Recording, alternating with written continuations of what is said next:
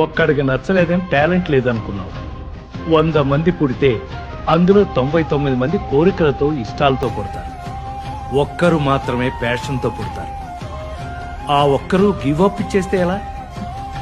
Success అవుతామో లేదో భయం ఉండొచ్చు గాని సక్సెస్ అయిన ప్రతి వాళ్ళు ముందు వాళ్ళ టాలెంట్ని వాళ్ళు నమ్మాలి.